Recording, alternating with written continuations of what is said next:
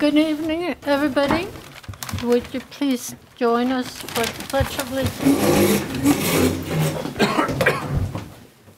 Allegiance to the flag of the United States of America, and to the republic for which it stands, one nation, under God, indivisible, with liberty and justice for all.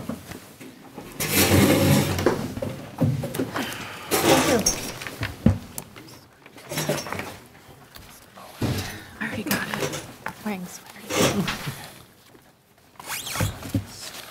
Before we start, if there's no objection, I would like to reschedule policy DJ and DJR and to add transportation as a discussion item.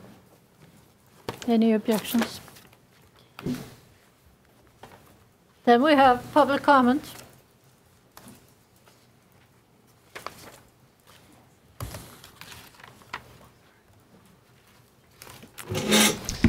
David Taylor, Durham. I urge you to vote against the revisions to policies BE, BEA, BEC, and BEDG. The proposed change to these policies significantly diminish the right to know. Among these changes, no longer must notices be posted on the web, reduces the notice time for special meetings from 3 to 1 day, no longer include details in the minutes. These are just examples, and the backup does not even compare the changes of the current policies, but instead to the New Hampshire School Board Association model policies. It's not even clear what you're voting on. You all campaign on improving right to know, transparency, and accountability. Do as you promised and vote down these policy changes. Thank you. BEA. We're all forward you the letter that he sent. It's the same. BEC. Anybody else? Okay, thank you. Then we go on to superintendent's actions. Thank you, Madam Chair. The first action that I would ask the board to consider is the motion to approve our winter coaches at the middle school.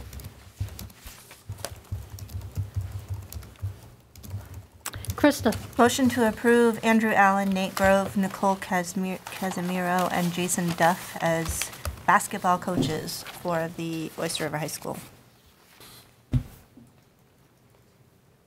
Seconded by Ann. Discussion? Hearing none. Could we have a show of hands, please? All in favor? John in favor? Motion passes. Thank you, Madam Chair. The second issue that I'd like you to consider this evening is a motion to approve for second read the attached list of revised policies as presented by the Policy Committee.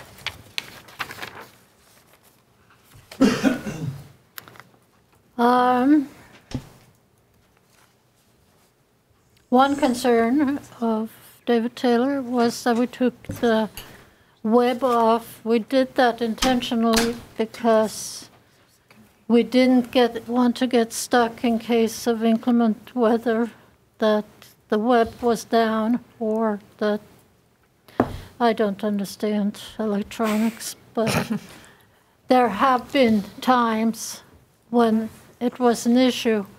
It's the full intent that it will be posted on the web, but in case the universe conspires against the electronics, it not be in the policy. So that's the answer to, or response to that. There's certainly never been any intent of circumventing or minimizing the right to know. Therefore, whenever we can, we say we're going to follow the law, which is explicit on the right to know, as well as, I don't know what to say. The law is explicit, and now we have case law as well, Oyster River v. Taylor, or is it Taylor v. Oyster River? So I don't want anybody to think that this is any intent. With that, we have use of school buildings and facilities. I know that it's been researched, the list of prices to be comparable to other districts. So we have KF/KF, and they are. Motion to approve policy KF/KFR, KFR1, use of school buildings and facilities, guidelines and fees. Moved by Krista, seconded by Megan. Discussion.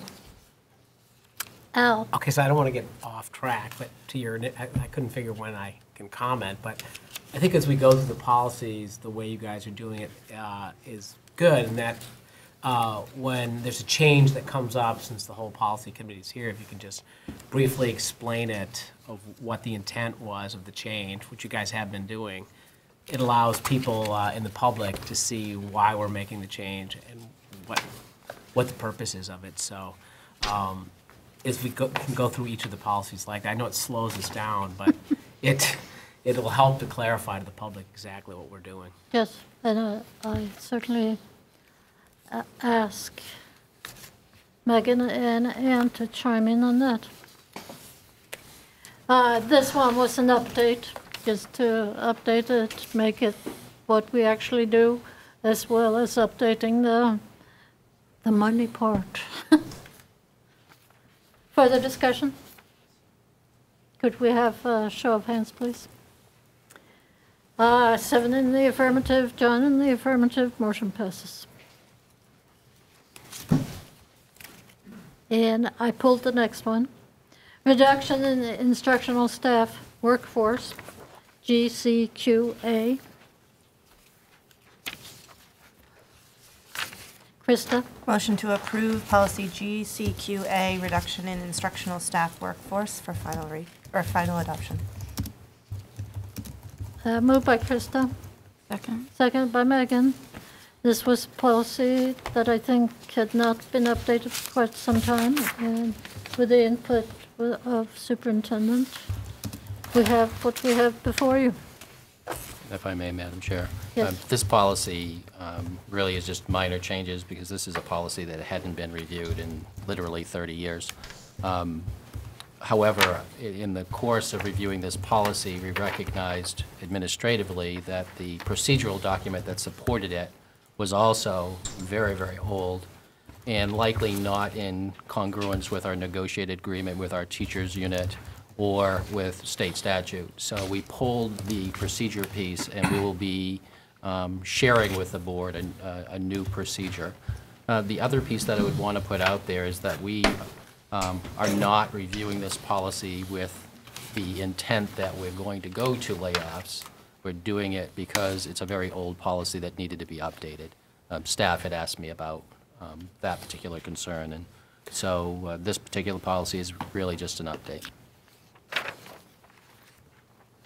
Thank you. Further discussion? Hearing none, could we have a show of hands, please?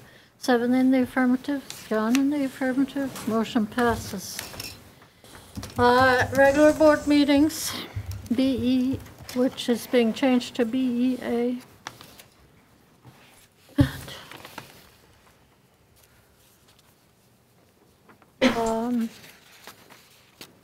Help me out here.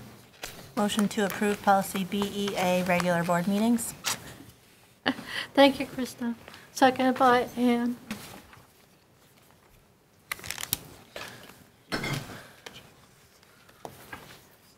And do you have comments on that? Megan, do you have any? I have so many notes from this discussion. Give me a moment.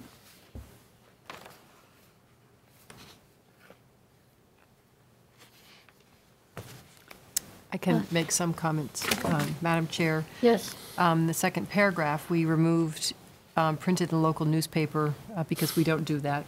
It's not a practice.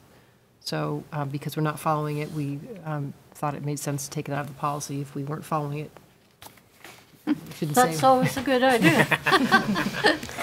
And the superintendent is authorized to post the notice on the district website. Well, he's authorized to post it on the website. We don't need it written in policy to do that. Right, that's what I explained earlier. We took it out because of, I guess it's happened once during a snowstorm, but that didn't work. Which does not mean that that's not going to be the practice. Further discussion? Hearing none, could we have a show of hands, please? 7 in the affirmative, John in the affirmative, motion passes. Non-public session and non-public session minutes. I think this is taken out of very much regulated by law. Motion to approve policy BEC and BEC-R, non-public sessions, non-public session minutes. Moved by Krista, seconded by Ann. Discussion? Hearing none, could we have a show of hands, please? 7 in the affirmative, John in the affirmative. It passes. Rules of order. Oh. Am I skipping something? Well, may I just have a comment on the last, I'm sorry, may I do that? Sorry. Go ahead. I'm going through my stack notes from our policy meeting. We actually added an R document to VEC for non-public guidelines in addition, which is important to note to help us. Madam Chair? Yes. And the genesis of that document is the local government center. It's a recommended document that they suggest that all boards use in non-public setting. So we decided it makes good sense to actually provide it in the policy so that it would be easier to follow. Right. And Thank we've been you. using it. And we've been using it. Okay. Rules of order, BEDD. I think that's pretty Since we've been following Oh. that. self-explanatory. Motion to approve policy BEDD, rules of order. Moved by Krista, seconded by Ann. Discussion? Could we have a show of hands, please? 7 in the affirmative. John in the affirmative. Motion carries. Minutes, which is BEDG. Motion to approve policy BEDG minutes for final approval.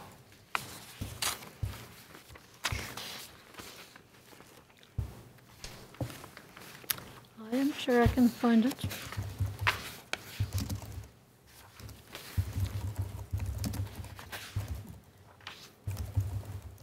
On this, we added in all applicable reference to the law. We need a second. Second.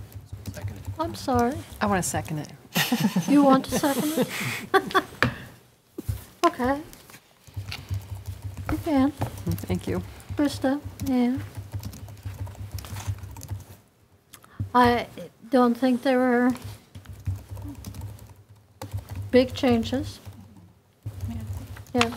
Okay, so we ended up, for BEDG, we ended up using primarily the verbiage in the recommended policy from the New Hampshire School Board Association. Also, it cited, well, it also had more legal references than we had previously had in our policy.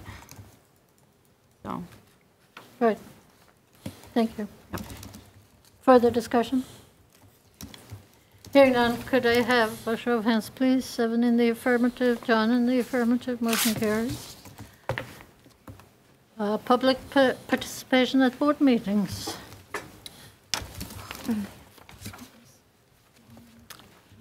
Krista, Motion to approve policy BEDH, public participation at board meetings. seconded by Ann. Did we make big changes?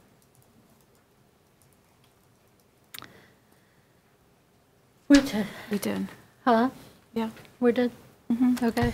So, I think what we looked at both our current policy and the New Hampshire School Board Association's recommendations and tried to be consistent with what we think is the practice in our district. And we made several modifications. In terms of, for example, the New Hampshire School Board Association recommends only 15 minutes be set aside for public comment. We chose to not follow that. And also, the New Hampshire School Board Association recommended that comments only be pertaining to agenda items only. We also decided that would not be necessarily what we weren't going to restrict it. Right.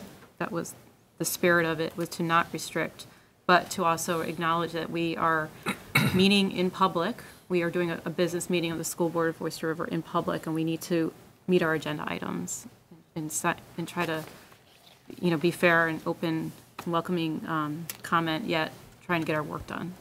Good. Thank you. Further discussion? Could I have a show of hands, please? 7 in the affirmative. John in the affirmative. Motion passes. Board employee communications. That's pretty straightforward.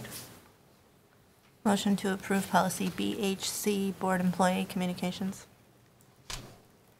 Moved by Krista, seconded by Ann. Discussion? Hearing none, could we have a roll call, please? All in favor? John in favor. Motion passes.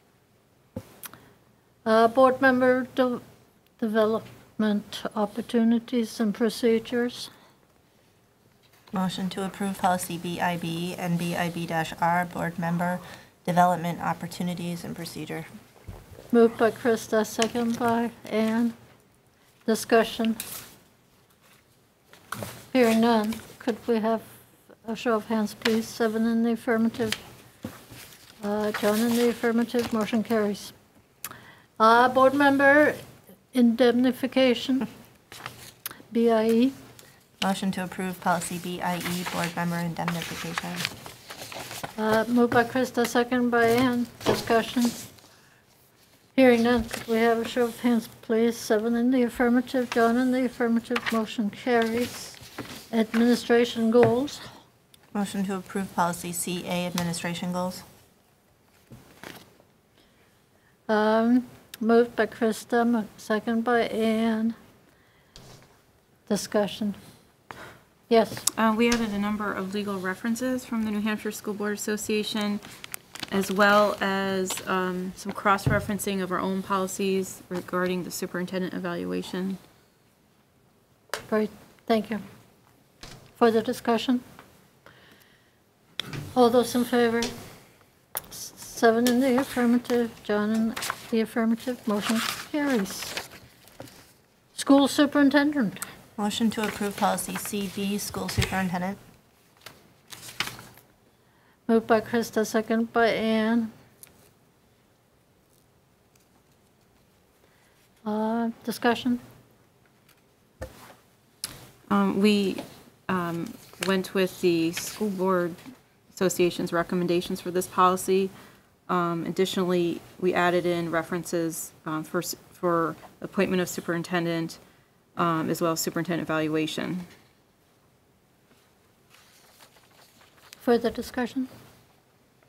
Show of hands, please. 7 in the affirmative, John in the affirmative, motion carries. Hiring of superintendent. Motion to approve policy CBB, Hiring of Superintendent. That's short and sweet. Moved by Krista, second by Ann. Discussion.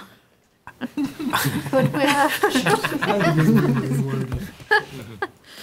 7 in the affirmative, John in the affirmative. I agree. The policy is one sentence long. If you haven't looked at it, that's why it's humorous. So.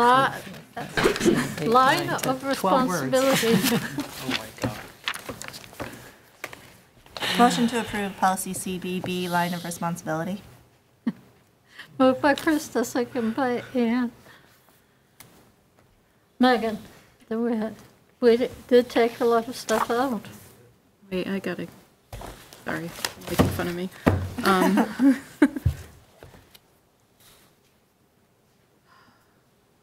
Give me a second here. The important part was of this, first we couldn't figure out what the Yeah. title of the old policy meant.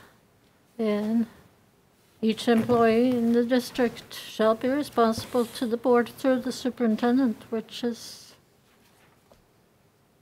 how it should work. So that's short and sweet too. Do we have a motion? Yes, you do have a Yeah, motion. I do. Further discussion? Could I have a show of hands, please? 7 in the affirmative, John in the affirmative, motion carries. In administration and policy absence. Motion to approve policy CHD, administration and policy absence. Moved by Krista, second by Ann. This is the policy that has been here for a long time.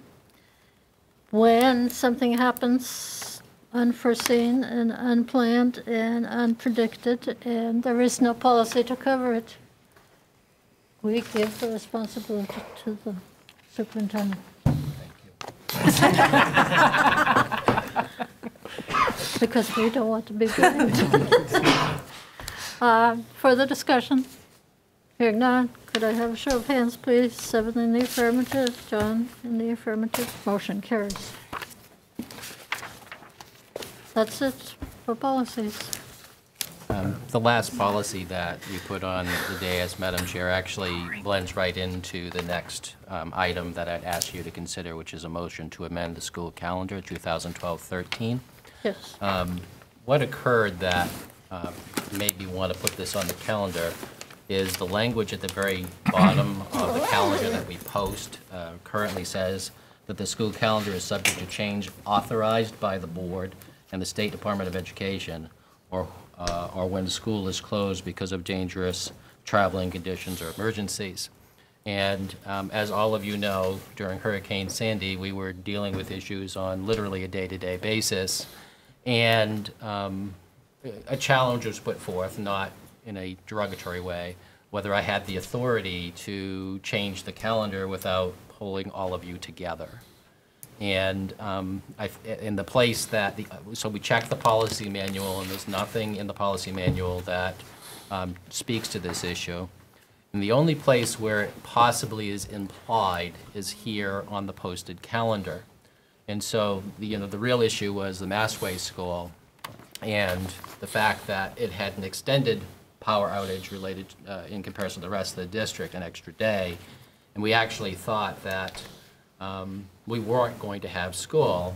Then power came on about an hour before the students would have arrived, and then the discussion that I had with the assistant superintendent, transportation director, and the staff is whether we could pull our act together and have school that day. And as it turns out, on good advice from our transportation director, we decided not to have school that day because by the previous evening, parents had made decisions related to their childcare. And so we wouldn't know what the kids were necessarily in the district, and these are elementary school kids.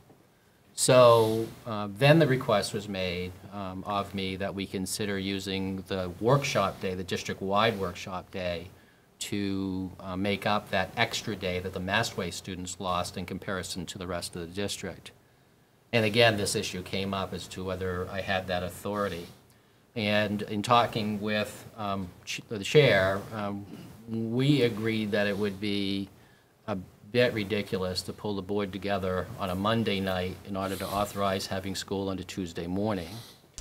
And so what I'm asking this evening is for this language to be taken off of our posted calendar, with the understanding that if we go back to the previous policy we were talking about, you conveyed to me my faith in my best judgment in making decisions about the district, and this particular one was an academic decision. I really wanted to have the kids actually on the storm day come to school, but because I had better advice than what was happening between my two ears at that particular moment, I chose not to.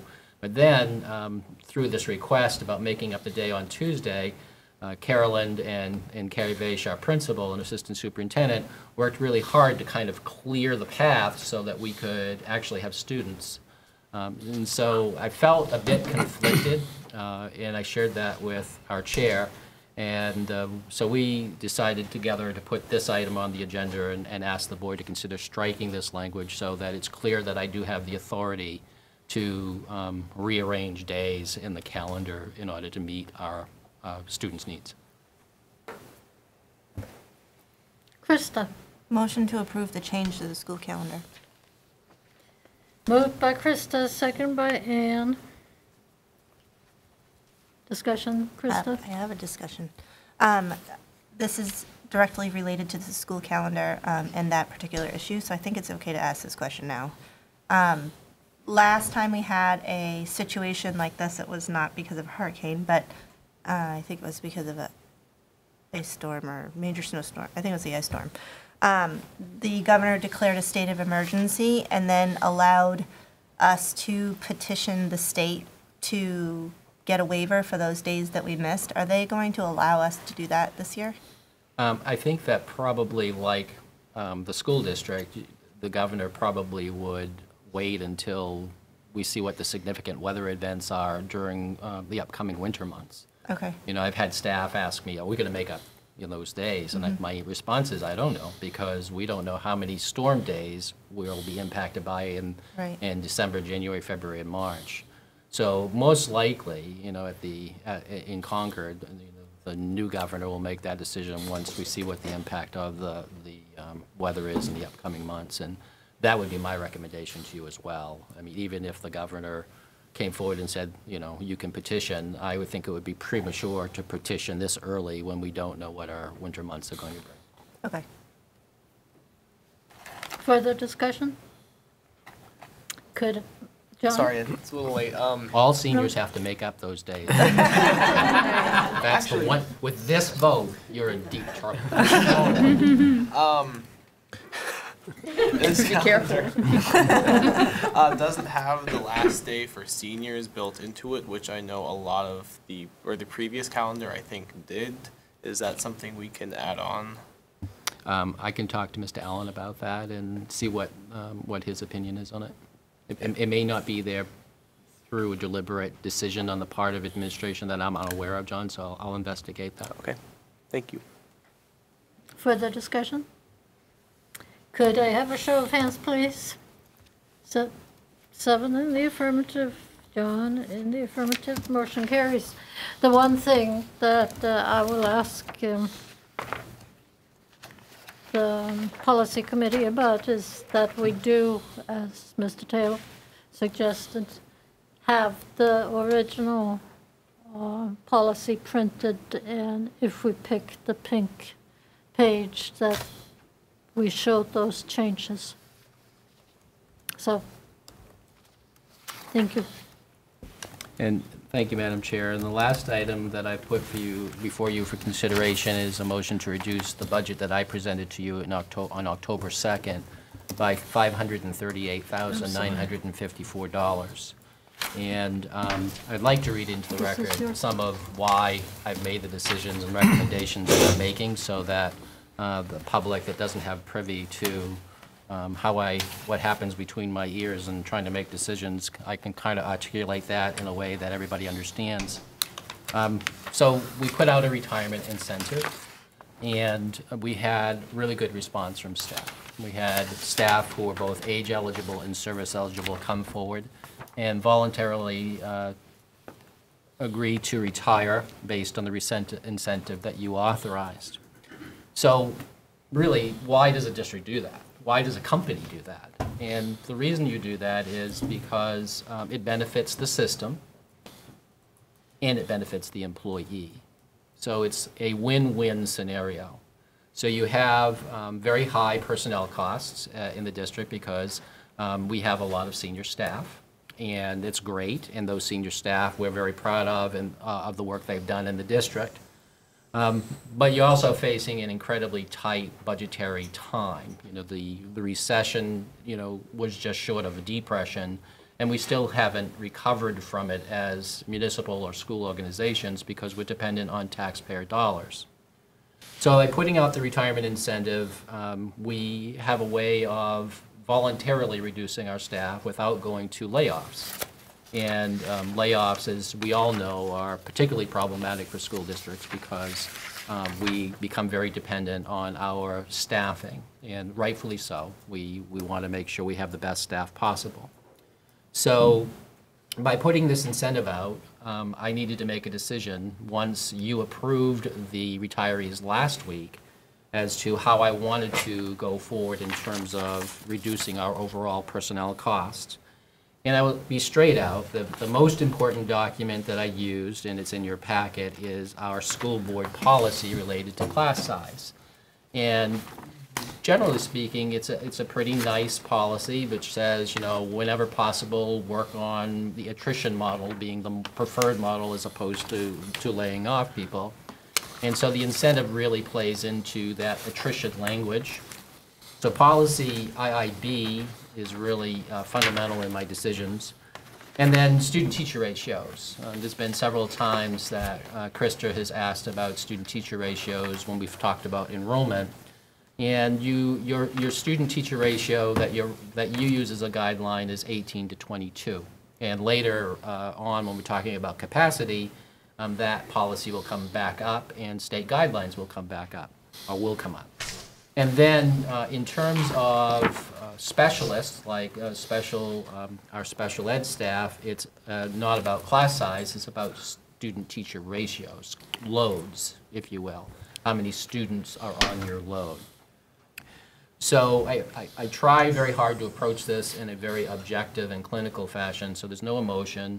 The issue for me is, you know, whether we have the right number of staff to service our youngsters effectively in the tradition that Oyster River has a great reputation for. So I went through all of the staff who voluntarily participated in the incentive with the leadership team. And the leadership team included the assistant superintendent, the special ed director, as well as all the principals and assistant principals. And we went through each one, and I put out whether I thought they should, the position should be replaced or not, and asked them to comment on each one individually. And I am pleased to say that to a person, the leadership team agreed with my recommendations. They had plenty of opportunity to have discussion. Not that necessarily by agreeing that these would be quote-unquote easy transitions, because as I said earlier, we do depend on a certain level of staff and we get used to a certain level of staff. So when we turn this into a numbers situation, we had $1,085,488 worth of personnel reduction as a result of the incentive. But we do not get to carry all of that into our FY14 budget development as a savings, because we also have obligations. And one of those obligations is to pay the incentive. That was the whole purpose behind this. And so we have an obligation to our employees who effectively took advantage of the incentive to pay $251,626 in incentive costs. And because of our negotiated agreement, we also have an obligation through our contract to pay $123,668 as our contractual obligation for sick time buyback. So the logic behind this is that you want to encourage staff to be at work. And so when they get to the end of their career, those who were faithful about coming to work on a regular basis get a sick day buyback, and it's equal to $75. It's not per day. It's not a per diem situation at all. So it's a much lesser amount. And again, it's to encourage staff to be at work faithfully. And they obviously, this group of people who took advantage of this incentive have. They've been there working with the students on a regular basis. So I have to subtract those two numbers from the $1,085,488, resulting in a net savings to the district of $538,954. That's the number I'm asking the board to reduce my draft budget by. And so I'll stop there and answer questions. I'm sure somebody will be happy to move this. Motion to reduce the working budget for 2013-2014 by $538,954. That was moved by Krista and seconded by Ann. Discussion. Al? I just have one with I think last year, the last budget, we removed, there was a request to put a technology person in. And so it looks like we are putting that in. What is the technology teacher, what exactly is their role? Well, Jay and I and the team talked about this. So part of the retirement incentive creates an opportunity for the district as well. And this opportunity is to start to staff our district with personnel that meet our 21st century needs around technology. So Jay has periodically promoted the idea of having a specific person on staff who would work with students around technology implementation. And so rather than taking the elective position that the person retired from, our FCS position, our life skills position, and just taking that as savings, the team decided that it would be more beneficial to also start investing in 21st century skills. And so we want to be able to hire a technology integrationist at the middle school to replace the life skills position.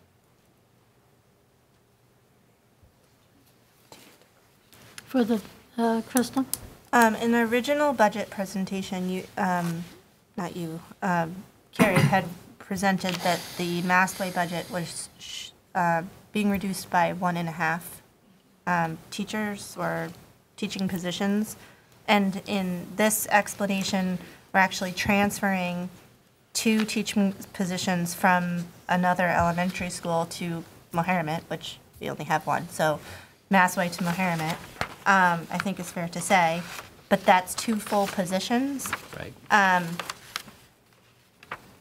So the answer to that is Thank you. That based on the enrollment projections that we get from long-range planning and based on our analysis of those numbers in the FY14 budget, we need 18 teachers at Moheramet and 14 and a half teachers at Massway. And when we do that, we end up with a class within the class range that the board policy calls for. And I'm sure Carrie or Catherine would be willing to talk some more. No, I get it. Ann? So you just spoke about introducing a technology Integrationist. integration, thank you, in place of a life skills teacher. Will life skills still be offered at the middle school? Not in this recommendation. Tom? A good deal of the savings here comes from cuts in special ed. Mm-hmm. And I think there's anxiety around special ed, Sure. changes in special ed, IEPs.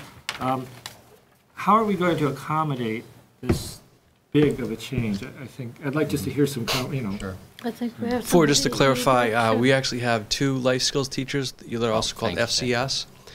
So with the elimination of the current one, we'll work together to look at our current program, to determine, what the needs of our students. As some of you might recall, have been to my budget presentations over the past few years. I've always stated that any kind of retirement or staff member that leaves will reevaluate in terms of what our current student needs are and look to the future for that. So the question was, are we still going to have an FCS program? Yes, we do have another staff member there. How we will allocate that, we'll have to work on that and determine. And as Dr. Morris said, a technology integration type person, we're really not sure exactly what that would look like. I assure you this, we'll do a lot of hard work behind the scenes to determine what's the needs for our students for the future and what will that look like. So I think it'd be very premature to say tonight what that plan will But be. is it kind of like a mix? Hopefully it's broad. Well, you know, as I said in my budget meeting, you know, one of the things I think about, should we be teaching middle school kids about computer programming? I couldn't teach them that, but good middle schools across the country are. So I think it's going to take some research, and I'll work with my entire staff to determine, you know, what are the needs of the future for our kids. So I just wanted to clarify that, just real quick. Thanks. Sorry Why to don't you interrupt. stay there, Jay, Sure. and we'll invite Catherine up, because Tom's question involves all three of us. Okay, great. So Tom asked the question about special needs, and as I said in my initial presentation, we don't have class sizes per se on special needs population. What we have is caseloads. And one of the changes is actually an administrative change. We are recommending that we do not have a special ed coordinator assigned to each building in the district, which we we have one for the 2 elementary schools, one for the middle school, and one for the high school. So part of the structural change is to go to a director and assistant directors model. So we would go with Catherine being the director and then having an assistant director at the K-5, 7, 12, and she'll break it up according to load needs. So that's one change that you're asking about, Tom. The other one is we do have in some cases, very low teacher loads in the middle school, and it goes back to the conversation we were having when we were talking about special ed when Catherine was doing her presentation. Approximately the same number of kids at the high school to the middle school, but 6 additional staff at the middle school. Now, so Catherine and Jay will work together to adjust the staffing and caseloads based on this recommendation. So Catherine or Jay, do you want to add any more to that? I think that's the point. We're going to look at numbers district-wide and make decisions based on where we need to shift case managers. We have caseloads that are also smaller at one of our elementary schools, and depending on enrollment, again, that's decreasing. So it could mean transferring staff between elementary and middle and high. So in looking at it district-wide, do we have enough case managers to serve our student population? Yes. Based on what we're putting forth for next year, yes. There was the model change, what we talked about, which was put in place for a number of reasons, but one was to also sustain, keeping that paraload down, and we're not really meeting that. We can't meet that, and I talked a little bit about that in my budget presentation based on certain student populations. So by increasing teachers, the goal was to kind of decrease the paras, and we're just not able to do that right now. So we're increasing the para load while we've already increased a teacher load. So what we really need to look at is distributing caseloads a little bit more equitably amongst the district. And I fully support it, and we can do it, and Jay and I and Ray will work, together on that with the middle school staff to make sure that we can maintain what's been powerful for them in the model change, while also being, a little bit more, decisive in terms of where the needs will be between each building.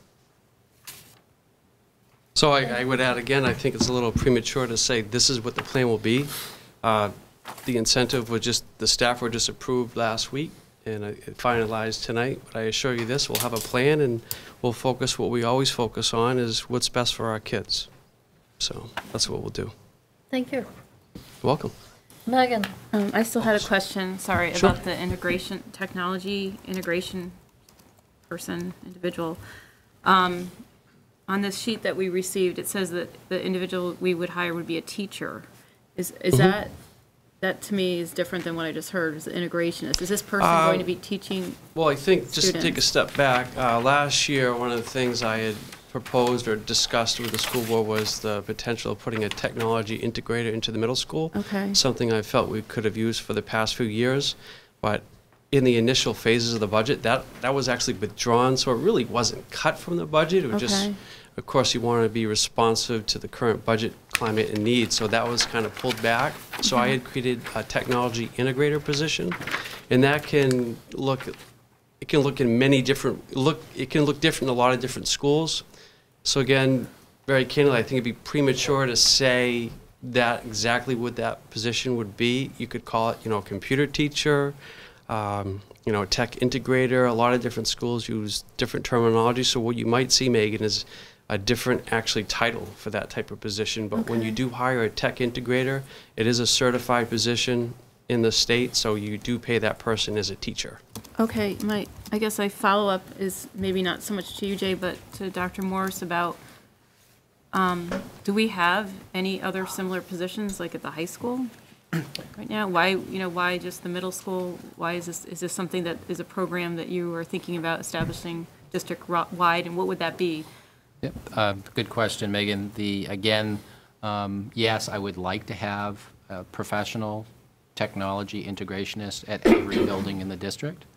There is a history of the middle school requesting the position. We have a paraprofessional at Mastway who does something similar to this, but this would be the first professional we bring in the district. And for me, it's a product of opportunity in terms of as we build our long-range plan for technology, we're going to want to have that kind of expertise on staff. Okay. Further questions? Any other questions about that? Okay, great. Thank you. Thanks, Jay. Then, are we ready to vote? Could we have a show of hands, please? Bless you. 7 in the affirmative, John in the affirmative. Motion carries. Do you think we should move this? I'm sure that Mark would not mind being moved up. So you want to ask the board if that's okay, and then we'll... Is it all right with the board? No objections to moving the capacity study up before A? Yeah. Since we have traveling people. Great. Hold on a second. Did we add transportation to district reports? Yep. Yes. We did. So we're moving the, Capacity study to right now. okay, as long as we can put transportation right after that, because she has to get up really early in the morning to get our kids to school.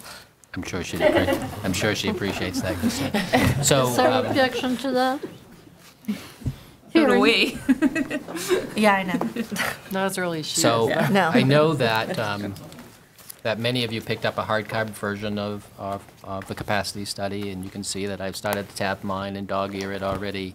The reason this particular report that you commissioned is so critical is that it plays into the discussions of tuition students in the system. It doesn't play into the philosophical discussion, it plays into the practical discussion, which really boils down to, do we have room? And that particular question is really fundamental for our conversations with Newmarket or Barrington or Deerfield. I also would point out that we do have Newmarket administrators in the room. Guys, would you like to stand up and introduce yourself?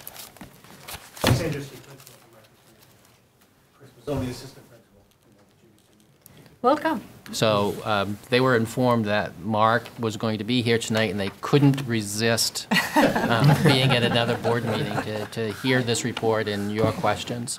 So, the report is fairly lengthy, and I'm sure Mark will do a great job in summarizing it. So, Mark, would you like to come to the podium and introduce your colleague? Thank you very much. My name is Mark Joyce. I'm the Executive Director of New Hampshire School Administrators Association. Very pleased to have a partner on this study, Mr. Keith Burke, who works with us on special projects. As part of our service to schools in New Hampshire, we respond to RFPs that districts issue. And in the case here, we responded and are very pleased to have worked with you, doing not only a demographic analysis of the community, but then also a capacity study of each of the districts.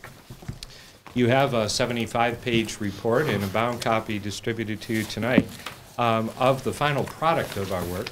I will not walk through every page of that, I absolutely promise, but I trust you have all read it all weekend, so you have your questions ready. But just as a kind of a key to what's in the report itself, we do summarize a bit about the process we followed, which I will, at the risk of oversimplifying, say that we began with a full document kind of research of the community. reviewing all of your prior studies, all prior information available.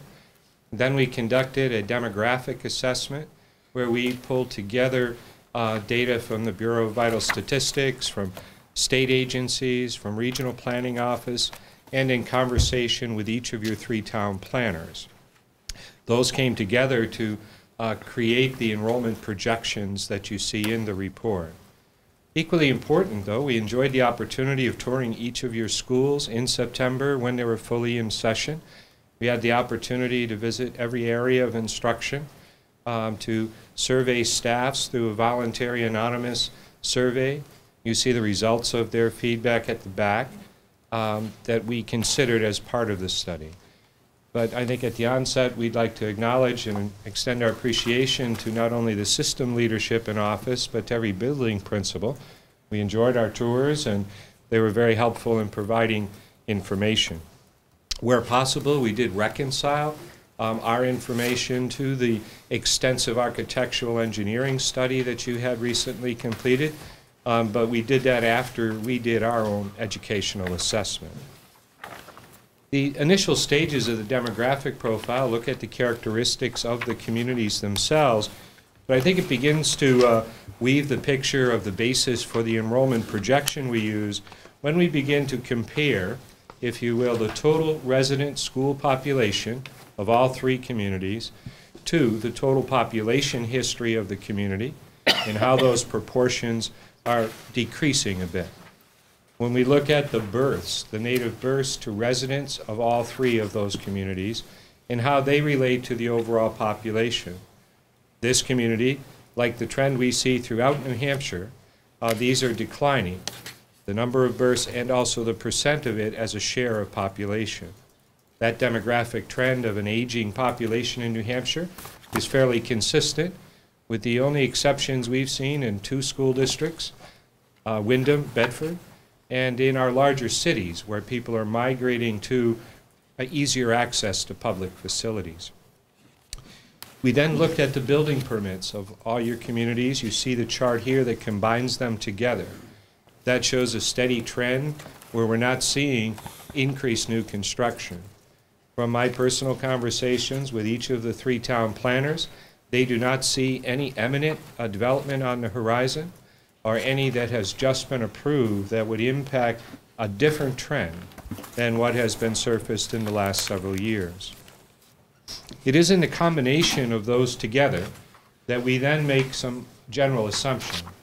We try to conclude what are the roles of the trends of these various comparisons, what we know of your most recent actual births to resident, and how those relate historically to your enrollments that actually arrive in your schools in grade 1. Now, we do not project our numbers from the birth number to kindergarten because we know many people choose not to come to kindergarten as their first entry point because they may have different child care issues that allow them to attend. That's a very common practice. So you'll see, and Keith will talk in a little bit more completely, but we project from the birth to grade 1. And then we develop 3 different models that you see identified here, of which Keith will walk you through the differences between those 3 in a moment. In sum, our conclusion is really best stated on page 15, where we identify that the number of students overall has declined, births have declined, the proportion of school-age children in the population has, which would signal, we believe, a slight future decline in enrollment. The second aspect of our study was to then look at every individual school building to understand and appreciate the uniqueness of your school program and curriculum, and then to assess whether your program can be delivered within that structure, and if so, is there excess capacity or perhaps a shortage of capacity? In some places, we look at facilities and realize they are too small for the program they wish to offer and the students they have.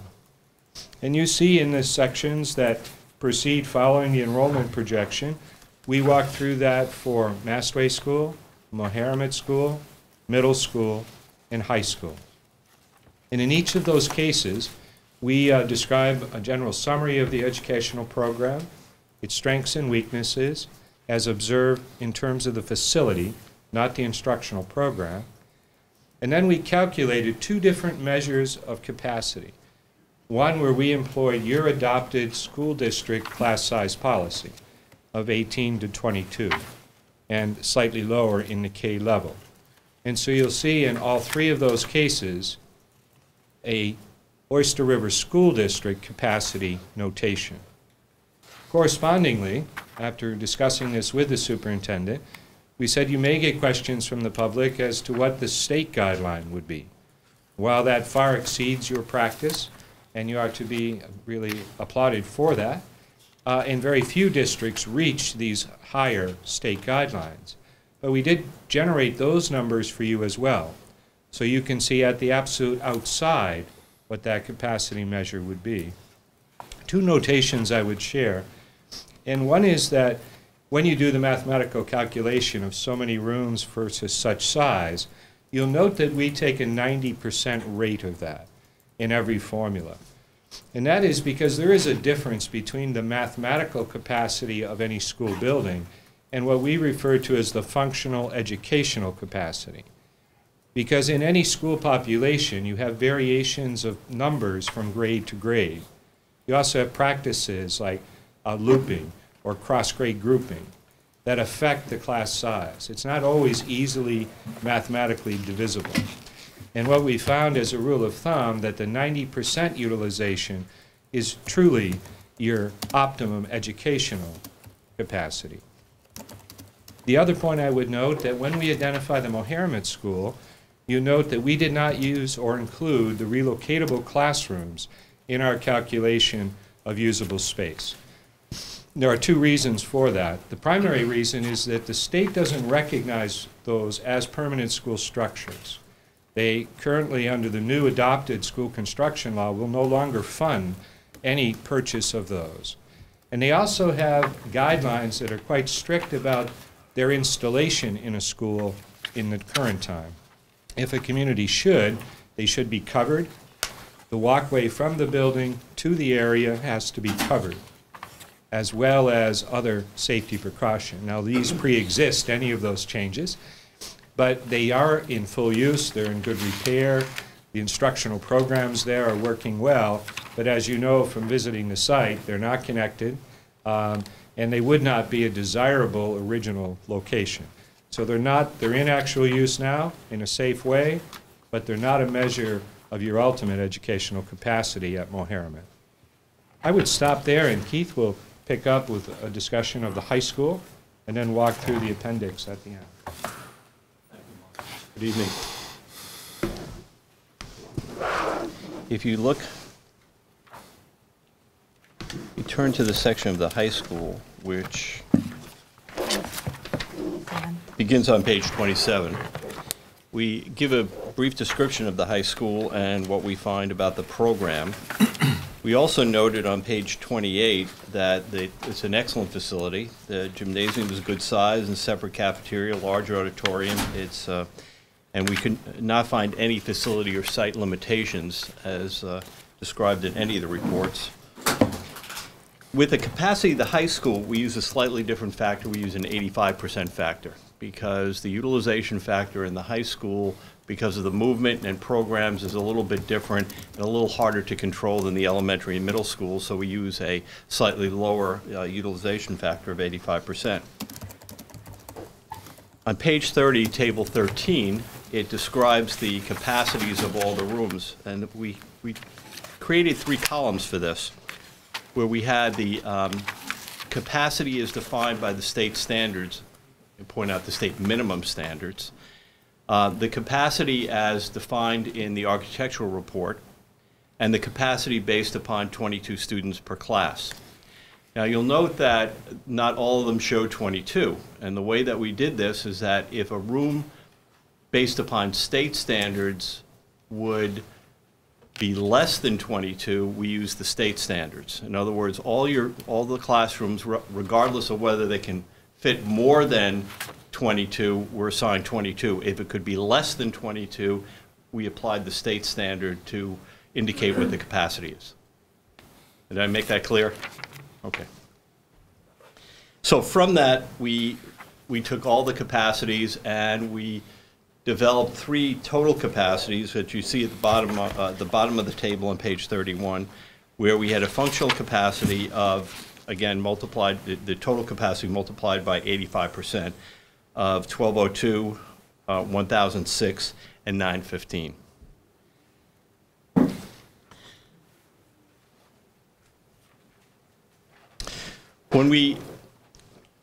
If you turn to page 42, it begins the enrollment projections that we created. Back on page 14, I believe it's 14, yes. Back on page 14, it describes the 3 different methods. The 3 different methods that we apply, the 3 different models we use are 5-year average, a 3-year weighted model, and a 1-year cohort model. These are all termed cohort survival models, which is sort of the classic term for this type of projection. I always hesitate to use that because it sounds like we're killing people off as time goes on. What this really is a grade progression. We're watching the way students progress in the grade from one year to the other. A factor can be greater than 1, even though it sounds like we're losing people by the term survival. Sometimes more people survive to the next year. A classic example of that would be kindergarten. Many times the number of students that are in kindergarten are substantially less than the number of students that will appear in grade 1. And that often is because of the type of kindergarten configuration you have, the daycare requirements and everything else of parents. You often get a situation where you have more people coming into first grade than you had in your kindergarten, and we account for that. So starting at page 42, we've developed the 3 models. We have the 5-year average method showing the number of students. Well, incidentally, I want to point out that this reflects what we call your native population. No tuition students are figured in these numbers. So this would tell you, if you're thinking about adding students, what your basic numbers are. So any students you add to it would not include any tuition students. I think some other studies that were done by long-range planning included tuition students. So that's where the numbers may not coincide precisely. The projections on page 43, the 3-year weighted method, is the one we believe will project your enrollments most accurately in the future. I'll explain how we do that. After looking at all the data, after looking at the housing, the births, the demographics, what's been happening in the economy, we start looking at what we think are reasonable enrollment projections for your district. Then we take it one step further. If you look on page 46, we have summarized the 3 different methods. Then what we do is we turn the clock back. We take the 3 models and I apply the 1997, 1998 enrollment figures. We go for 5 more years applying those figures to 2002, 2003. And then we apply the models to see how close we come to what actually happened. And when we did that in your case, we found that the 3-year weighted model, you can see at the bottom of page 46, was the closest in predicting based upon your past performance or the past enrollments. And that's why, combined with everything else, that looked like the best possible predictor for the future. Now again, these are projections. And the further you get out, the less accurate they become. But we also showed in those graphs, those tables, what we thought was the first 5 years, the second 5 years, and over a 10-year period. The 3-year weighted model seems to hold up pretty well. Keith, can you describe the difference between the 3-year weighted model and the other 2 models? Sure. 5-year average is simply taking the 5 years and doing an average and determining the grade progressions from there. The 3-year weighted model puts more weight on your most recent enrollments and backs down from there. That's why we call it 3-year weighted. So that the more recent enrollment configurations have more weight on determining the grade progression ratios than the earlier ones.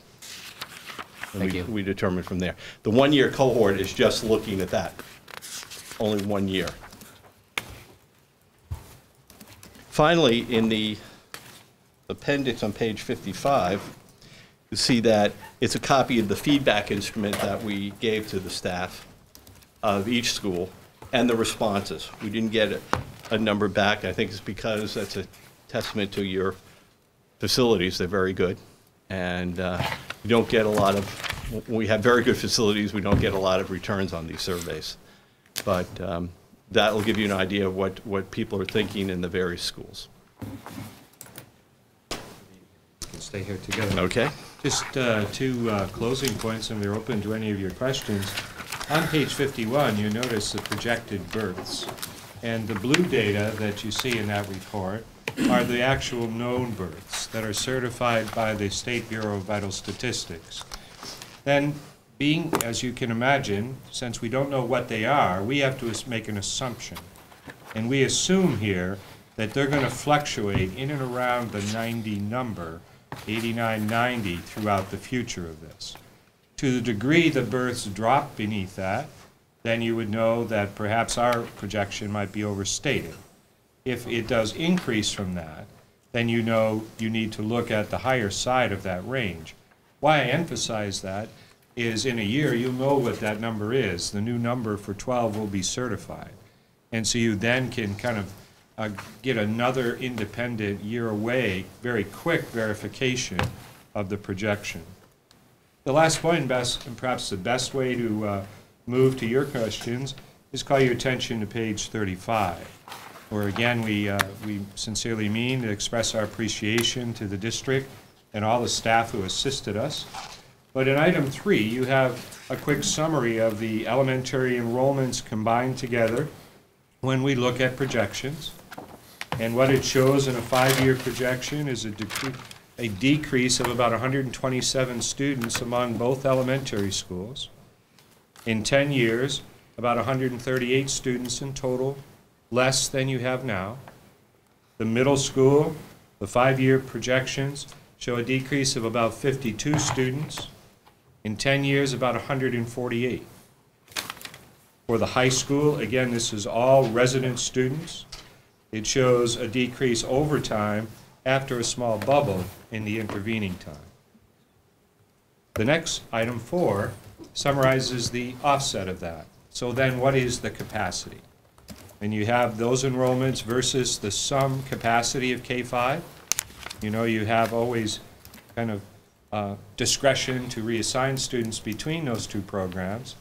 But I think it does come to the critical point of, do you have excess capacity? And if so, where is it?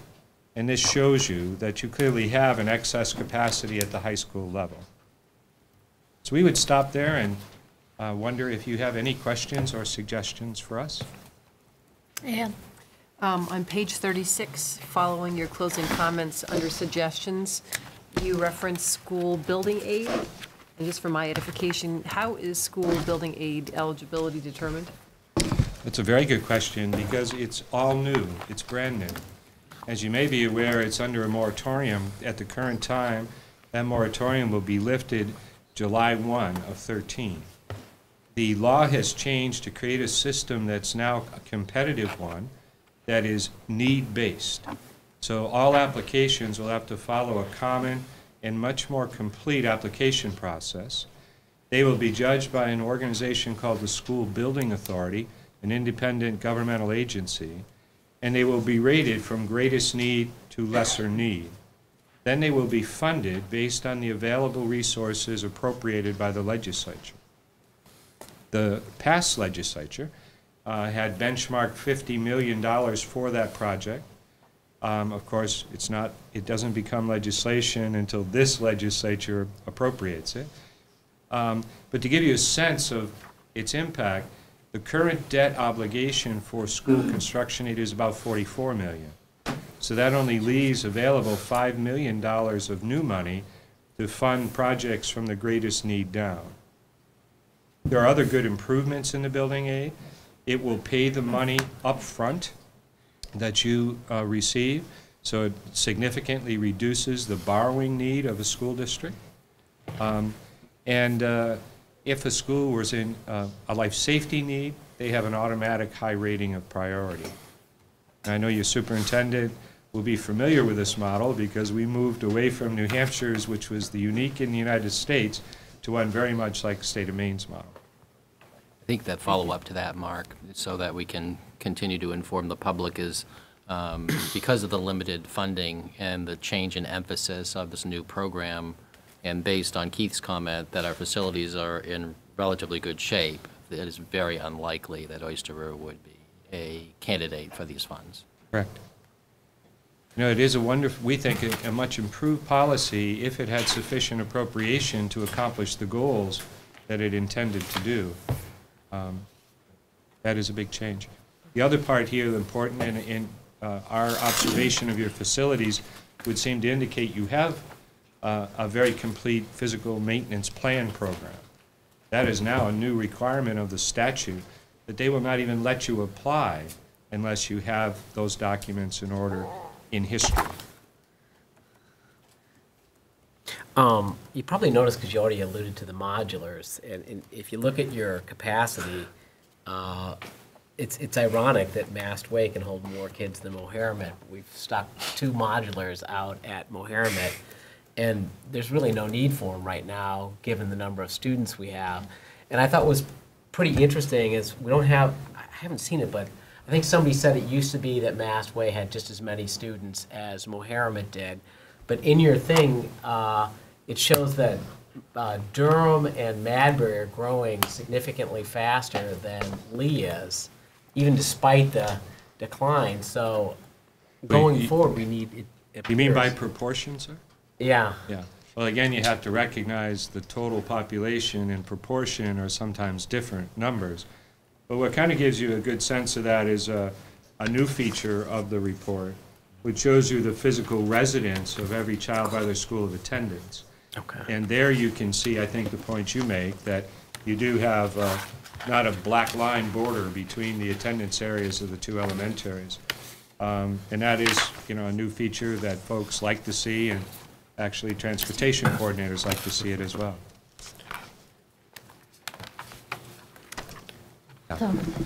First, I'd like to thank you, both of you, for all the work your organization does for the schools in this state. Thank you. Appreciate it.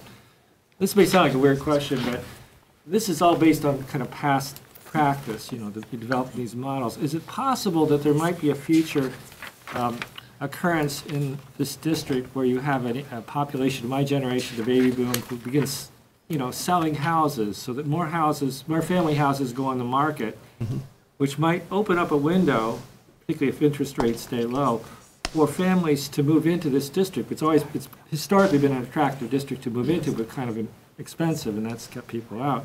So that you might have like an anomaly that might occur that may cause for a change in the accessibility of the housing market in Durham and the Sarah district for families to move in that may not be predicted by past practice.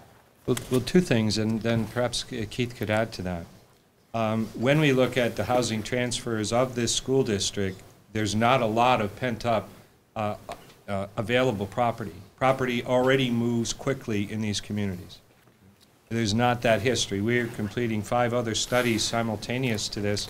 In virtually every other case, there's huge inventories of available housing, not only in the community of study, but in all the surrounding communities. But I think what was interesting here is that there isn't that backlog here. So property does move here quickly already. You're right, in a good example of this single phenomena effect, we call, in New Hampshire history, the Sauhegan effect, but it has subsequently been the Sauhegan, Bow, and now Bedford and Wyndham effect. When a community does not have a high school, they have K-8 system, and all of a sudden they build a new high school. That draws not only high school students, but full families into the district. And today, the 2 school districts that are growing are Wyndham and Bedford. because they're the most recent. And so there's an example of a local circumstantial change that brought a huge inflow of students, not only to high school, but K-12.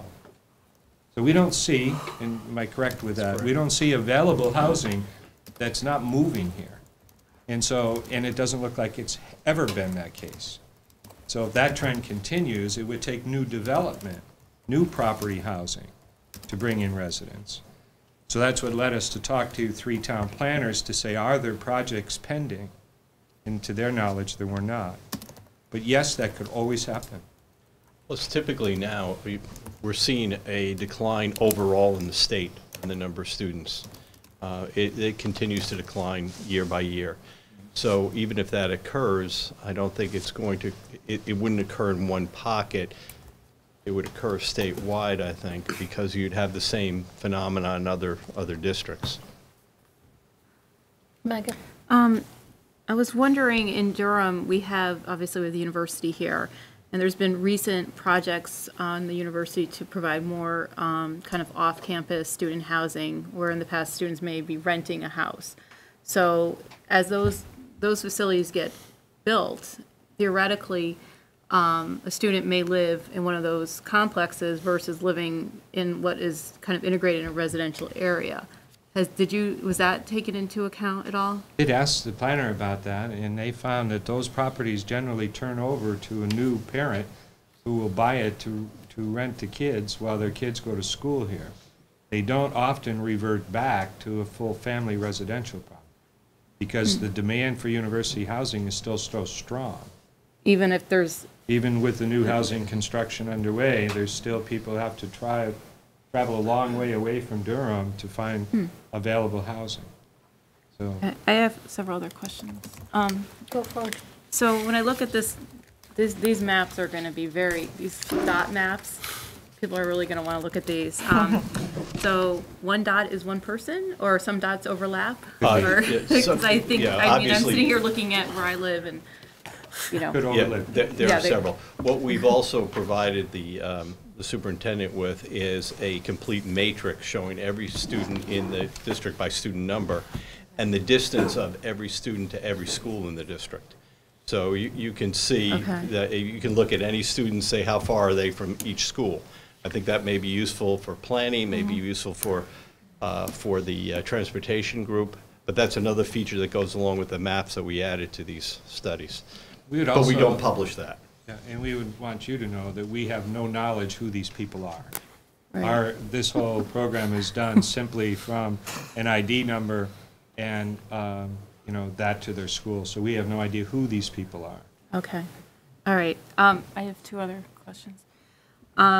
When you look at, your models, and I know we have our long-range planning committee's models, it seems like the biggest factor that drives your results is the birth rate factor, it seems. What is I'm trying to understand what factor correlates most closely to your results. It seems that, looking at the changes in birth rate might be that, or it might be more predictive modeling. I'm trying to get a sense, what is the biggest driver? Well, 2 things that we factor wonder about between the difference, because we did not build our study after that. We did our study and then compared the 2. And that struck us as well. So 2 things. One, we have a hunch that maybe some of the long-range planning data included tuition students in the grade groupings as they were projected forward. The other thing might be, what number did they use for assumption for future number of births? Because you'll note that in 10 and 11, I'm doing from memory here without looking, I think 11 was higher than 10. Well, if their work began in 10 and they took that number that's in the 70 range and held that constant for the future, that would cause their distant enrollments to be less than ours. And that's in fact what the difference is. Our long-term ones show you with more children in your district than their long-term one does. So I think that variation might simply be in what variable was used as the assumed future births. And of course, none of us know what that number is. So one question I have is, and I don't know if you could get this data, but do we know what percentage of those first graders were actually born No. in our district. We don't know that. Last question about facilities is we have an SAU office. Was there any examination of that and its capacity? Any? No, that was Okay. not part of our Okay. proposal or the request to look at the SAU structure. Okay. It doesn't To seem fit that very. overload of students into our office. No, yeah. We can have like a little mini. No, in terms of, could the SAU, I guess it's sort of like a reverse question. What are the requirements of the SAU office and could it fit into one of our schools? Could we have the SAU office contiguous with a school? Well, again, that would be an assumption of what you want to end up with an ideal enrollment. Right. So if in fact you look to invite in or entertain a certain number of tuition students, well, that's going to eat up the capacity that's available at whatever school grouping you choose to do that with. We actually had superintendent's office in the vocational school in Portland, and it became really problematic as they were pushing the envelope in terms of enrollment, trying to recruit kids. We were occupying too much real estate as a superintendent's office to allow the students to grow beyond a certain point. And that's been a frustration point in the city for a number of years because they just recently moved, like 6 years ago, and invested, several $100,000 in making a superintendent's office in a schoolhouse. I think, if we were going to look at that, I would be looking at the maintenance building across the street as opposed to a school, because I think that you want to keep student space available for student opportunity. Thank you. Thank you. Just curious if you have started making any assumptions about the future of migration patterns changing in the nation because of climate change as the water dries up in the If only I Southwest. could tell the answer to that. But when you mention migration, I would call your attention to other parallel studies that have recently been published about the state itself. One is by the New Hampshire Center for Public Policy, which calls a tailwind turned into a headwind, I think. And it's a study that does look at the 10-year history of outmigration of residents from New Hampshire and how much of New Hampshire's population growth, young people growth came from in-migration from other states. But in the last 10 years, that's been a negative value. Another study was one done by the New Hampshire Housing Authority, which is on their website, which shows, as Keith identified, an independent look at the statewide decline in student enrollment, but also for the next 6 years of knowledge, a decline of incoming births, uniform throughout the state. So there is a migration underway. That's not related, of course, to that, although I'm sure it's being considered right now in New Jersey and Long Island. They might like Durham. So Mark, my question would be, are you available to do more of an extended workshop? Because obviously this is a relatively brief presentation. I'm not sure that the board wouldn't want to have a more extended time with you to go through this. I'm not sure that the Long-Range Planning Committee might not want to have you We'd be happy to at their chat at disposal some to talk at mutually length. convenient time, so you just let me know. Great, thank you. Thank you for the report. Yeah. Thank you. Thank you.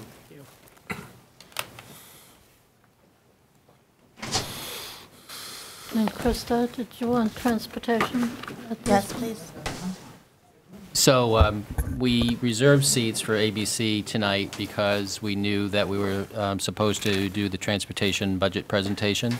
And so I'm going to ask Lisa Huppe and Susan Caswell, our business manager, to come forward and ask the ABC committee to feel comfortable in asking whatever questions you have as we go through this presentation by Lisa.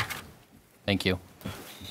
Would it be easier if they sat over Yeah. here? Tom, So I Lisa, can see Ann, you. would you like to come up to the table so she doesn't have her back to you? In the front bring your- row over there? Just go in the front row. Yep. So I can see you? Thanks.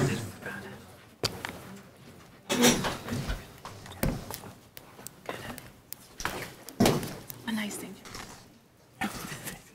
Thank you. So Lisa, you have the podium. feel free to introduce your budget and go over the highlights, and then the board and the ABC will have some questions for you, I'm sure. Okay. Could I say a few things real quick? You own the podium. I would, thank you. I would like to let everyone know that the Oyster Bus drivers held their first annual Feed the Bus food drive this year for November 5th through the 10th, I think it was. And what they did was, I don't know if, I'm assuming everybody must have seen online, we had Kathleen Young put some things online for it. And the children brought food and put them in boxes on the buses, and Monday through Friday of last week, 2,600 pieces of food were collected just from the children alone. So I would like to thank the students district-wide for their contribution and their hard efforts, and their parents for allowing them to rob the cupboards and put the food in the boxes to give to the 2 food pantries within the district. On Saturday, they held a food drive in front of the high school, and they were able to collect an additional 425, giving us over 3,000 pieces of items of food to split in half between the St. Thomas More Pantry and the in Durham and the Wilkinson Pantry in Lee. And the community really came forward for this. It was awesome, and I want to thank everybody for it.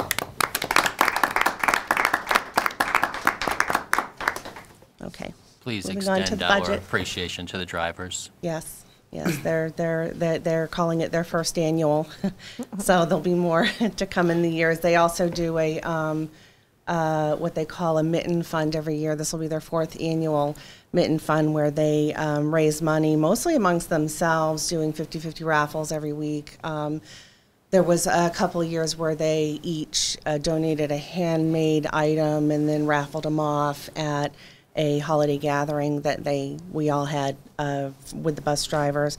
So every year they raise money, and they work with the nurses to fill the mitten board at the elementary schools, and at the high school I believe it's the flamingo board. And I couldn't even tell you how much money they've raised to do this, but they are in the process of doing that again. They go out and purchase gifts, food cards, and they give it to the school district. So they're very, very happy and humbled to help out. So that's it. We'll move on to the board, onto the budget. So you want to do a brief presentation on your budget? Well, it's under budget, which is a good thing. There's not really a whole lot to it. There's not a lot to, it's straightforward. It's cut back, I would say, we have 32 drivers last year. Currently, we're running 30 drivers this year in hopes to cut them out of the budget for 2014.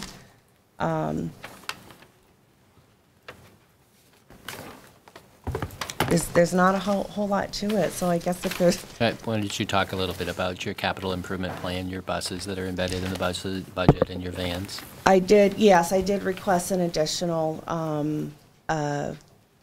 funding for one more bus in there. We are seriously behind in, I guess, the turnover. Its average is a 10-year replacement. It's the standard. It's not necessarily what's used. It depends on the vehicle and what condition it's in. Ours are in as good condition as the garage can make them. We're pretty proud of what the garage has done, keeping our buses together. However, the mileages are getting up there, and we're seriously behind in replacing them. So I'm asking for 3 a year to replace, and I project getting caught up in 4 to 5 years if we're able to do that. I did just find out, however, of a national EPA grant money that I'm going to try to apply for. We have qualifying buses. They're between the years of 94 and 2003 qualify. We have many within that category, and we can request for up to 5 buses to get reimbursement monies. And I believe we can qualify for $20,000 to $30,000 per vehicle. So I'm going to see what we can get, and that would be diesel replacement, alternate fuel replacement, electric buses, any of those. We do have to hand over our buses, the 5 buses that we agree there's a whole lot to it. So I'm going to try. I'm going to see what I can get out of that. You talk about van replacement as well, Lisa? Yeah, they haven't been replaced. We have currently 6 that we have 5 we're running daily, 1 we use as a spare. They're up there in mileage. We haven't replaced a van probably. I didn't even look to see when we last replaced a van. I'll find it though. And this budget has replacement for how many of your vans? I'd like to replace at least 4 of them. What did you budget for? That goes within the regular fleet. Mm-hmm. Yeah, so if I can pull off this reimbursement thing, if we can get anywhere from $60,000 to $80,000 back in refund money, we may be able to purchase a few buses and some vans, and that would be helpful. And can you talk about the success or pushback you've had in relation to the consolidated bus stops this year? And do you see any additional consolidation or not in the upcoming budget? Right now, I don't see any further unless we have, I mean, there are, as people move in and out of district, there's shifting here and there. Any major consolidations, I currently don't see any major consolidations. And I think it's really important, Lisa, for the public, as the board has heard this, but for the public to understand that consolidating bus stops is based on New Hampshire guidelines and the conditions of our roads and sidewalks. And as anybody who's driven through the district knows, we have very curvy roads and very few sidewalks. And so unless, there's a cluster of youngsters in a development that Lisa can address, which she did this year, the opportunities are few and far between because of the rural nature of our roads. Right, correct. Correct. Right. So let us turn it over to the board and ABC. Questions? I have a question somewhat related to the bus route consolidation. I've heard, just anecdotally that once the weather becomes more, inclement, that some of that may have to change and be adjusted. For example, it might not be safe because of snowbanks and icy conditions for some students to walk. Yeah. So I was wondering how, because I think there's some savings involved. How is that factored in from a budget standpoint when we make those adjustments? Well, the safety has to come first. So if snow bankings are going to get in the way of, or going to cause a safety issue, then we would need to look at that situation and create safer bus stops until the snow bankings are gone. So that's a common practice. Okay. But that's sort of taken to, any savings, that sort of is taken into account in your budget? I don't know how much we've saved by doing bus route consolidation, but...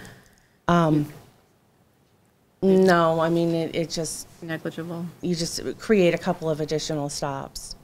My other question is about some of those neighborhoods that are kind of, the kids are walking to school, but in particular down Madbury Road during rush hour traffic, and also being from a safety concern issue, but also the distance. I think it's just beyond the 1 mile mark for some houses. So is there any, I know that was part of that discussion, not so much about the budget, more about, making, looking at our bus routes and seeing if there's any need for additional routes, or is that something that if we decided to add that in, could we handle it with our budget? You mean add an additional bus? Or add another bus stop or something? Add another bus stop if it was determined. Or within the walking area? Yeah, if it was determined that it wasn't safe or wasn't. It hasn't been looked at further from the last time we had talked about it. Okay. So is that something you commonly would do, Lisa? Say we have excessive snow and we have big snow banks. Do you change the bus stops so that kids aren't hidden behind snow banks? It would be circumstantial, yeah. Yeah, it would be, the right word. I would look at them individually. Yeah, they become individualized at that point. So, yeah, changes are made to accommodate snowbanks and. So you would get a call typically from a parent, and they'd say, would you come out and look at this? Yeah. I'm feeling my child's unsafe. You would go out and physically view Absolutely. it and add a stop if necessary. Yep, and bus drivers are also very good about letting me know that it's getting narrow out there. You know, come down, take a look at it type of thing, and we'll go and work on it and make an adjustment. Do you feel like your proposed budget, and your current budget for that matter, allow you the flexibility to meet those needs as they arise? I think so, yeah. Okay.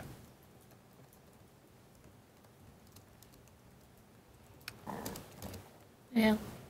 I'm just looking at some of the numbers here, and under line 100, there's a big increase for the driver training.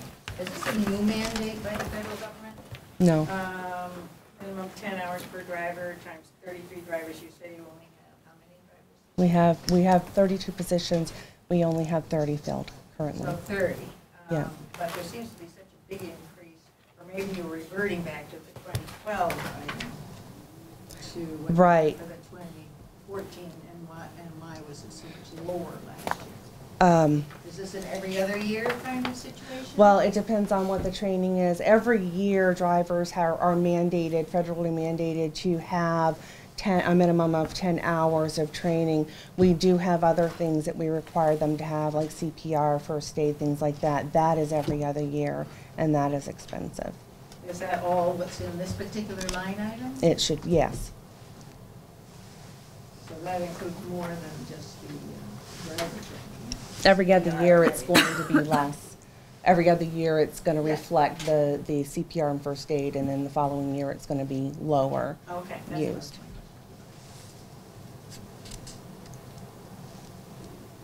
Other questions? It's just a commendation. I think that, you know, when I was receiving the budgets, Lisa, you did a really nice job of putting a budget together that reflected your needs, but at the same time was very frugal. So nice job in putting your budget together. Thank you. That's it. Thank you, guys. Thank you. Thank you.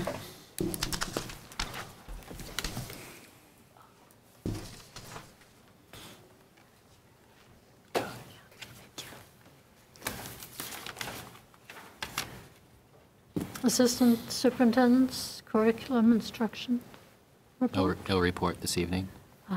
Superintendent's Report.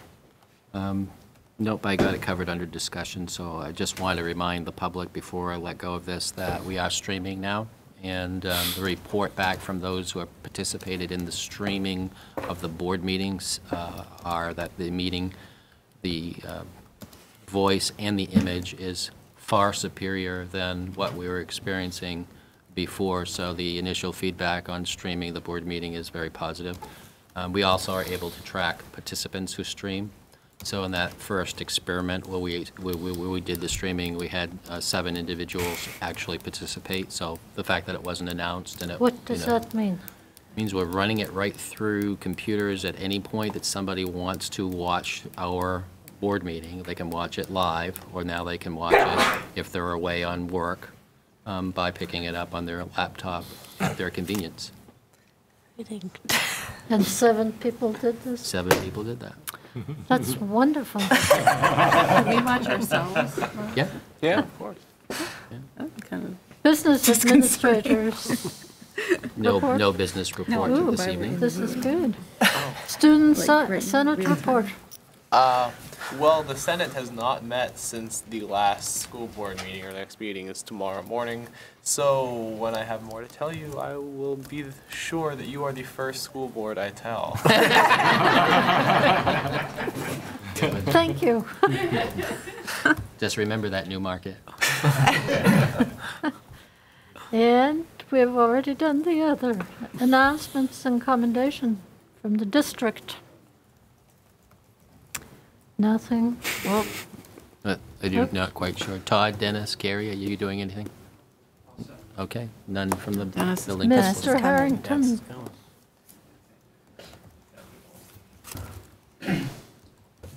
Todd's not here, so it's messing up the whole order. It is. I would like to commend Dick Houghton and the PTO for setting up and undertaking a mock election at the Madbury Town Hall, where every kid at Moharimet was able to go in and vote in the same manner that their parents did the next day. And Dick Houghton, who has adopted Moharimet, was significant in doing that. He was there and greeted every class of kids and gave them a short overview of what to expect. And I really appreciate his participation in that effort. And the second thing is an invitation. 27th, 28th, and 29th of September of 2013, you are all invited to bring your shovels and come help reconstruct the Moharimet playground. PTO has undertaken the task of revamping, expanding, replacing, and fixing up the Moharimet playground so that it'll last another 10 years. Wonderful. Thank you. They hadn't seen my carpentry skills when they did that invite. You'll be digging. Good evening, everyone. Just a couple of announcements. One is for this weekend, this Saturday, our PTO at Mastway is hosting their annual holiday bazaar. I'm looking forward to it very much. For my first experience, it's going to be on Saturday from 9 to 2. I understand we have about 30 vendors scheduled to come with their wares that they sell. You can get shopping done early. Food will be sold, of course, and crafts for the children as well. So we hope you can all, I know there's a lot going on. I saw a lot of signs over the weekend for various bazaars and events going on. So we can make the rounds between all the schools and definitely stop by Mastway. The other thing is, last week we had a great event at the school. It was a collaborative effort between Kathy Baker, our physical education teacher, David McCormick, one of our 3rd and 4th grade teachers, multi-age teachers, and Sharon Kondratenko, who primarily works in our tech lab, where they had a giant map from the National Geographic, and it's a map of Africa, and they collaborated together to create a hands-on activity for all the students in the school to take part in. And what they did was the kids were using, with the talk about technology and everything, tonight, it was great. The kids were using the iPads and going around and they had set up QR codes. The kids were finding different locations on the map and then scanning the codes and finding information, having to decipher the information, whether it was a video clip, whether it was something they had to read, whether it was kind of a puzzle to put together in order to answer information about that particular country and that area on the map, and then recording their answers. They're working collaboratively in groups, and it was just an amazing, amazing learning activity going on in the school. So when we talk about 21st skills and 21st century learning, that was just a true representation of it. I know we were able to get some pictures of it. I've got to talk to some people to see if we got any actual video of it that I'd love to share with all of you. So be on the lookout for more learning like that, and I really think that's what makes Oyster River so wonderful, that we're able to provide that for our students. So thanks. Thank you, Karen. Can I just make a comment about that? I ask my children every day what their favorite part of school was, and every day it's either lunch or recess.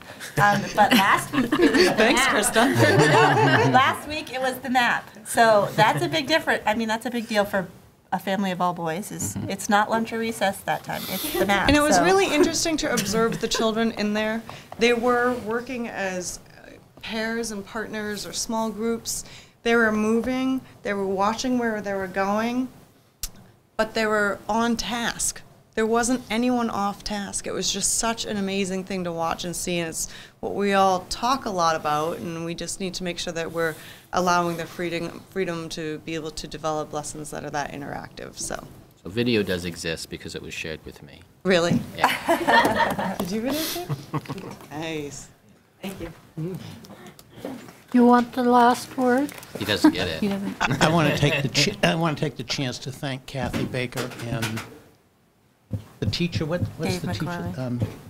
What's the teacher's name? The McCormick. 3-4 teacher who slipped. David McCormick. I was over at Mastway at a meeting, and I caught a look at this out of the corner of my eye. I went in and watched it, ran back to my school, went to 2 teachers, said, "You've got to go over and see this."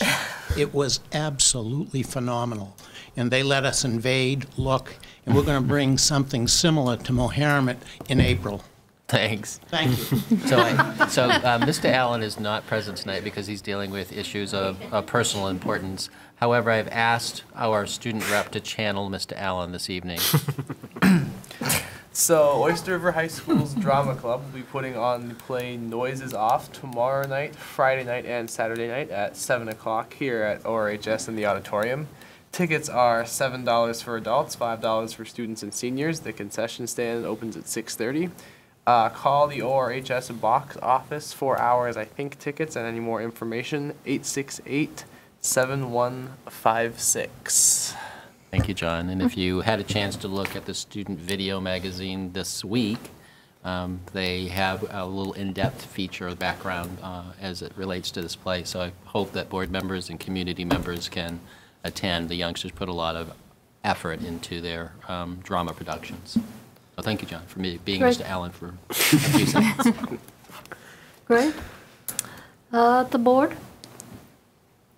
Ann?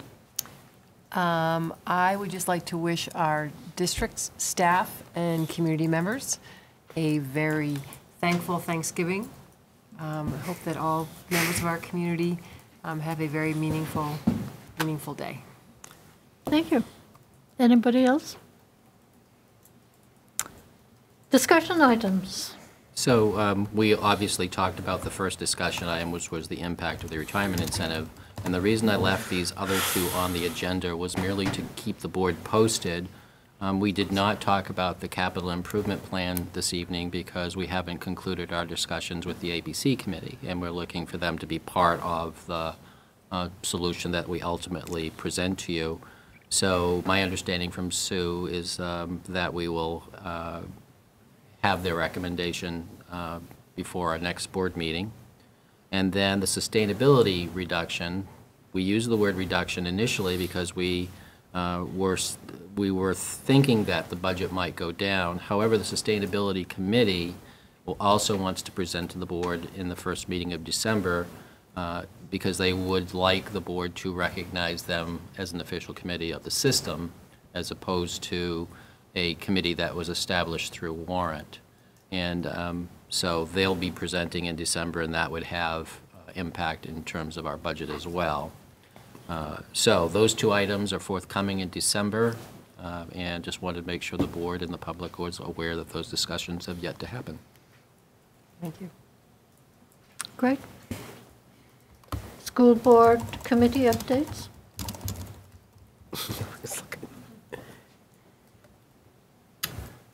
I was going to say everything that Superintendent Morse just said, so. But the Sustainability Committee's been meeting about, it's, the warrant article is the big issue, and also on that, they've been talking on the warrant article for giving some paid positions on the Sustainability Committee so that there's members in each school that are working on sustainability issues in this policy. And they're also working on a policy for the district policy that will be presented to the school board and hopefully approved by the school. We'll bring that policy through the policy committee before it gets presented to the full committee. They're working off a policy that that will not be identical to, but is a template that I had passed in Portland as I was leaving, so it's very current and supports the work that the citizens have supported in terms of sustainability. So a draft policy will be forthcoming from them. Great. No, not at all. I said it better than I would. Any other committees?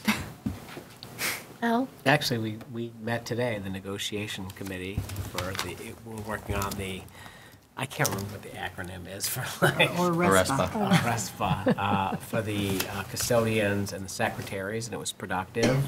And we have another one scheduled for November 29th, and that's it. Great, thank you. Board approvals, motion to approve minutes from 10/31/12 budget meeting. So moved. Moved by Krista, second by Ann. Discussion, hearing none, could we have a show? Trying to ram it through. Seven in the affirmative, John in the affirmative, motion passes. Public comment. Hearing none. Discussing actions. Oh, good, I gotta get home. Agenda planning, 9 setting o'clock. review. 12, right?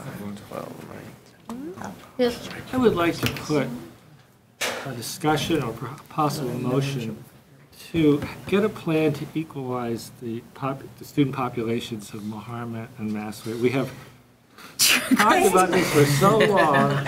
I would like to, to see us charge the administration with coming up with a plan, and then we, not necessarily would vote to initially to approve it or to go in that direction, but just see what it would take to do it, because looking at the study of the facilities, and to think that we're paying for 2 modulars, which have certainly negative educational, connections to them, it just seems it's time to come up with a plan. So I'd like to put that on the next agenda. I second that.